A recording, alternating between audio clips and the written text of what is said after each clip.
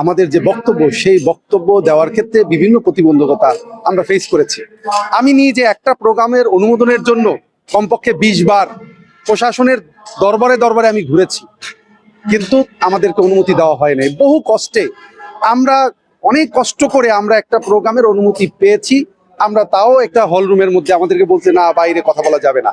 আমরা হল রুমের মধ্যে একটা সংকীর্ণ পরিসরে, একদিন আগে কোনো আয়োজনের সুযোগ দেওয়া হয়নি, একদিন আগে আমাদেরকে বলা হয়েছে যে আপনারা প্রোগ্রাম করেন।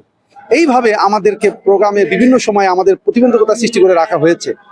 অনেক চেষ্টা করার পরে 1-2টা প্রোগ্রামে আমরা সুযোগ পেয়েছি। গত মানে অন্তর্বর্তীকালীন সরকারের সময়ও কিন্তু আমরা এই বাধা আমরা ফেস করেছি। সরকারের বিভিন্ন দপ্তর ঘুরে ঘুরে ঘুরে ঘুরে আমাদেরকে আগের দিন অনুমতি দিয়েছে, কখনো কখনো অনুমতি দেয় নাই। তারা বলেছে যে ঠিক আছে আমরা আপনার প্রোগ্রাম করেন, আমরা মানে এখন লিখিত কোনো অনুমোদন দেব না। মৌখিক অনেক জায়গায় অনুমোদন দিয়েছেন। তো এই যে বাধা প্রতিবন্ধকতা, এটা আমরা কিন্তু বিভিন্ন জায়গায় ফেস করেছি বিগত আমাদের হিজবুত তাওহীদের এই বিভিন্ন সময়ে।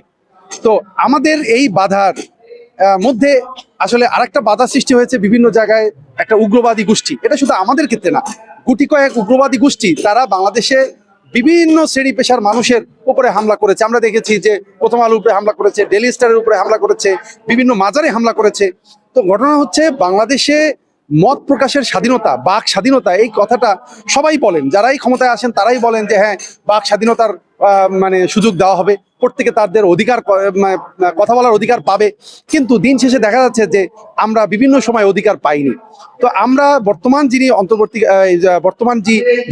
প্রধানমন্ত্রী, অন্তর্বর্তীকালীন সরকার চলে যাওয়ার পরে যিনি প্রধানমন্ত্রী হলেন আমাদের বর্তমান তারেক রহমান, তিনি বলেছেন দায়িত্ব পাওয়ার পরে যে না, এখন আর মব সন্ত্রাস চলবে না, এখন মানুষের মানে আইনের শাসন, এই আইনের শাসন প্রতিষ্ঠা হবে, রাষ্ট্র পরিচালিত হবে আইনের শাসন দ্বারা। তো আইনের শাসন দ্বারা যদি রাষ্ট্র পরিচালিত হয়, সেক্ষেত্রে আইনের ধারা উপধারায় কিন্তু অবশ্যই এটা একটা মৌলিক অধিকার হিসাবে যে আমাদের কথা বলার স্বাধীনতা, বাক স্বাধীনতা, আমার মত প্রকাশের স্বাধীনতা, ভিন্ন মত আমার থাকতে পারে, সেটা আমার প্রকাশের স্বাধীনতা, এটা কিন্তু আইনের মধ্যে আছে, মৌলিক অধিকারের মধ্যে রয়েছে।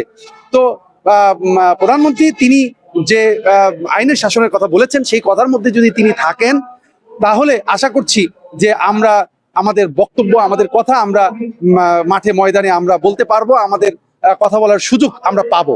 কিন্তু যদি অতীতের মতো বিভিন্ন উগ্রবাদী গোষ্ঠীর চাপে বা বিভিন্ন মানে আইনের শাসনের সঠিক যেটা পুস্তকে আছে কিন্তু বাস্তবায়নে নাই, এরকম যদি হয়, তাহলে আসলে আমরা আবারও বাধাগ্রস্ত হব। এই জন্য আমি বর্তমান প্রধানমন্ত্রীর কাছে আমার আহ্বান থাকবে যে আগামী দিনের বাংলাদেশকে যদি একটা মানে ঐক্যবদ্ধ বাংলাদেশ গঠন করতে চান, আগামী দিনের বাংলাদেশ যদি একটা সুষ্ঠু, সুন্দর এবং সকলের অধিকারের একটা বাংলাদেশ যদি চান, তাহলে অবশ্যই আমাদেরকে এই কথা বলার স্বাধীনতা দিতে হবে, আমাদের যে বক্তব্য সেই বক্তব্য বলার সুযোগ দিতে হবে।